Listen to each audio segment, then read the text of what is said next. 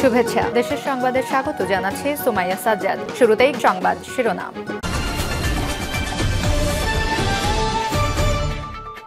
জানিয়ে দিব এই মুহূর্তে পাওয়া সর্বশেষ বাংলা সংবাদ। শুরুতেই শিরোনাম। দেশে অস্থিরতা তৈরি করতে নতুন কৌশলে আওয়ামী লীগ।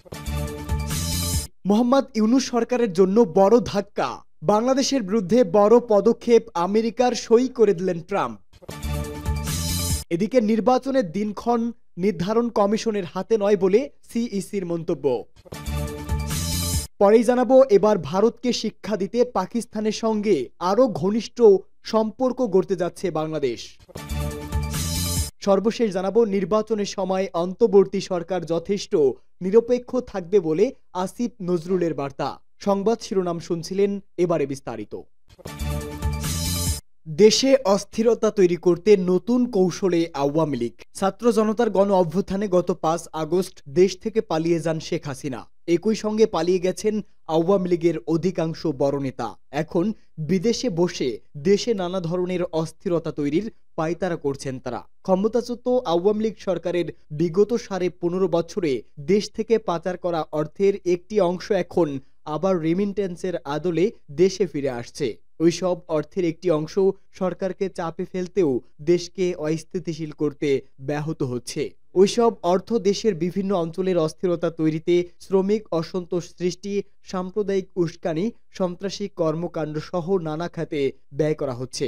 এসব অর্থায়ন ঠেকাতে সরকার কঠোর পদক্ষেপ নিয়েছে। এরই অংশ হিসেবে বিদেশি এক্সচেঞ্জ হাউসের মাধ্যমে দেশে এখন রেমিটেন্স পাঠাতে হলে অর্থের উৎস জানাতে হবে। খবর সংশ্লিষ্ট সূত্রের। কেন্দ্রীয় ব্যাংকের প্রতিবেদন থেকে দেখা যায়, বিগত সরকারের শেষ দিকে প্রবাসীদের পাঠানো রেমিটেন্স প্রবাহ কম ছিল। গত 5 আগস্ট আওয়ামী লীগ সরকারের পতন হলে রেমিটেন্স প্রবাহ বাড়তে শুরু করে। গত সরকারের শেষ মাসে অর্থাৎ জুলাইতে রেমিটেন্স এসেছিল $191 কোটি, যা আগের বছরের একই মাসের তুলনায় 3.30% কম।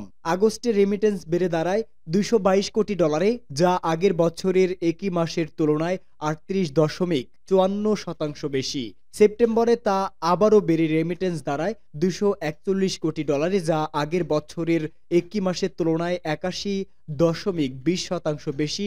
অক্টোবরে রেমিটেন্স এসে দাঁড়ায় $240 কোটি, যা আগের বছরে একই সময়ের তুলনায় 21.5% বেশি। নভেম্বরে রেমিটেন্স সামান্য কমে দাঁড়ায় $220 কোটি, তবে তা গত বছরের একই সময়ের তুলনায় 14.2% বেশি ছিল। ডিসেম্বরে রেমিটেন্স প্রবাহ রেকর্ড পরিমাণে বেড়ে দাঁড়ায় $264 কোটি, যা আগের বছরের একই মাসের তুলনায় 32.52% বেশি। গত বছরের জুলাই ডিসেম্বরে রেমিটেন্স বেড়েছিল 3%। চলতি বছরের ওই সময়ে বেড়েছে 27.5%। সই করে দিলেন ট্রাম্প, বাংলাদেশের বিরুদ্ধে বড় পদক্ষেপ আমেরিকার, আরও সমস্যা ইউনূস। শপথ গ্রহণ করার পর থেকেই একের পর এক কঠোর সিদ্ধান্ত নিয়ে চলেছেন মার্কিন প্রেসিডেন্ট ডোনাল্ড ট্রাম্প। এবার বাংলাদেশের বিরুদ্ধেও কঠোর পদক্ষেপ নিলেন তিনি। বাংলাদেশে USAID প্রকল্পের আওতাধীন সমস্ত কাজ বন্ধের নির্দেশ দিয়েছে ডোনাল্ড ট্রাম্প। এই নির্দেশে সইও করে দিয়েছেন তিনি। আমেরিকার এই সিদ্ধান্ত বাংলাদেশের মোহাম্মদ ইউনূসের নেতৃত্বাধীন অন্তর্বর্তী সরকারের জন্য বিরাট বড় ধাক্কা। এর সরাসরি প্রভাব বাংলাদেশের অর্থনীতিতেও পড়তে পারে। USAID প্রকল্পের অধীনে বাংলাদেশের স্বাস্থ্য, শিক্ষা, খাদ্য, পরিবেশ সহ বিভিন্ন ক্ষেত্রে কাজের জন্য অনুদান দিত আমেরিকা। সেই অনুদান পুরোপুরি বন্ধ হয়ে যাবে। পাশাপাশি আমেরিকার এই অনুদান বন্ধ হলে রোহিঙ্গা সমস্যার মোকাবেলা করতে গিয়েও বিপাকে পড়বে বাংলাদেশ। কারণ শরণার্থী শিবিরগুলোতে খাবার এবং থাকার জায়গা তৈরির জন্যও এই প্রকল্পে সাহায্য পেত বাংলাদেশ। এমনিতে নিত্য প্রয়োজনীয় জিনিসের মূল্য বৃদ্ধি সমস্যায় জর্জরিত বাংলাদেশ। এবার মার্কিন অনুদান বন্ধ হলে ইউনূস সরকার আরও কঠিন পরিস্থিতির মুখোমুখি হবে। 2017 সাল থেকে এই প্রকল্পে বাংলাদেশকে প্রায় $2.4 বিলিয়ন মার্কিন আর্থিক সাহায্য করেছে আমেরিকা।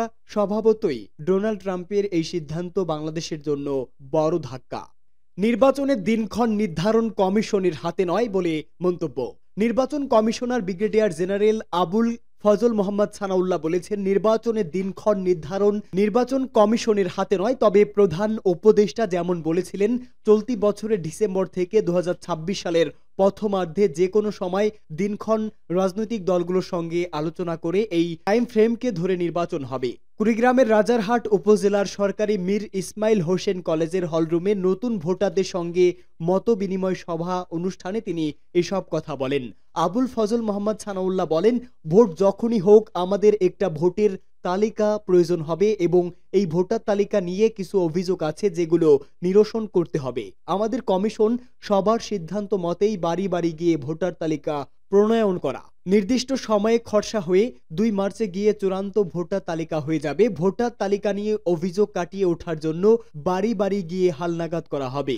ভুয়া ভোটার তালিকা, মৃত ভোটারদের উপস্থিতি, বিদেশি নাগরিকদের উপস্থিতি, দত্ত ভোটারদের উপস্থিতি এগুলো কাটিয়ে ওঠার জন্যই ভোটার তালিকা হালনাগাদ করা হচ্ছে।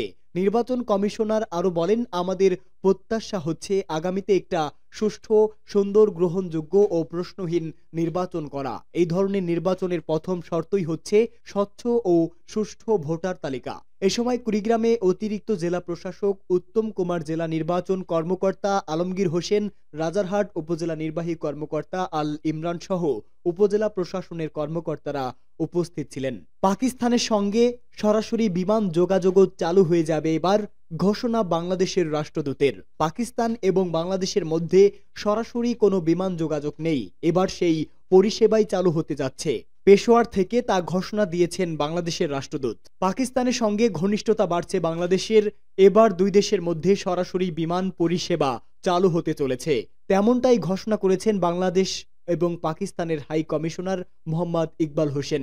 পেশোয়ারে একটি সাংবাদিক বৈঠকে কথা বলেন তিনি। পাকিস্তান এবং বাংলাদেশের মধ্যে সরাসরি কোনো বিমান যোগাযোগ নেই। এই পরিষেবা চালু হলে দুই দেশের পারস্পরিক সম্পর্ক আরো ঘনিষ্ঠ হবে বলেও আশা প্রকাশ করেছেন ইকবাল। সংবাদ সংস্থা পিটিআই পাকিস্তানের সংবাদ মাধ্যম দ্য এক্সপ্রেস ট্রিবিউনকে উল্লেখ করে এই তথ্য জানিয়েছে। বাংলাদেশ থেকে পাকিস্তানের উদ্দেশ্যে কবে বিমান উড়বে তা অবশ্য খোলাসা করেনি দূতাবাস। এ ধরনের বিমান পরিষেবা চালুর ইঙ্গিত মিলছে। দুই দেশের গভীর এবং দৃঢ় সম্পর্ক উল্লেখ করে ইকবাল জানিয়েছে, সরাসরি বিমান পরিষেবা চালু হলে নতুন যোগাযোগ বা যাতায়াতের ক্ষেত্রে নয়, পর্যটন, শিক্ষা ও বাণিজ্যের ক্ষেত্রেও লাভবান হবে ঢাকা ও ইসলামাবাদ। নির্বাচনের সময় অন্তর্বর্তী সরকার যথেষ্ট নিরপেক্ষ থাকবে বলে আসিফ নজরুলের বার্তা। নিরপেক্ষ সরকারের দাবিতে বিএনপি যে দাবি তুলেছে সেটা তাদের রাজনৈতিক বক্তব্য, এমন বক্তব্য করেছেন আইন উপদেষ্টা আসিফ নজরুল। সচিবালয়ে এক ব্রিফিংয়ে এ মন্তব্য করেন তিনি। আসিফ নজরুল বলেন, নির্বাচনের সময় অন্তর্বর্তী সরকার যথেষ্ট নিরপেক্ষ থাকবে।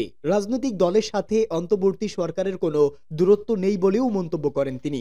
উপদেষ্টা পরিষদ পুনর্বিন্যাস ইস্যুতে তিনি বলেন, উপদেষ্টা পরিষদে পরিবর্তন আসবে এমন কোনো খবর আপাতত নেই। দেশে এখন সেরকম পরিস্থিতিও তৈরি হয়নি। পরবর্তীতে প্রয়োজন হলে তখন পরিবর্তন আনা হতে পারে বলেও জানান উপদেষ্টা। এর আগে ফেসবুকে সমসাময়িক ঘটনা প্রবাহ নিয়ে একটি স্ট্যাটাস দেন আসিফ নজরুল। সেখানে তিনি বলেন, বিএনপির সাথে ছাত্রদের দূরত্ব আওয়ামী লীগকে উৎসাহিত করবে। গণ অভ্যুত্থানের শহীদ ছাত্র জনতার আত্মত্যাগকে মনে রেখে ঐক্যবদ্ধ থাকতে হবে বলেও পোস্টে উল্লেখ করেন তিনি।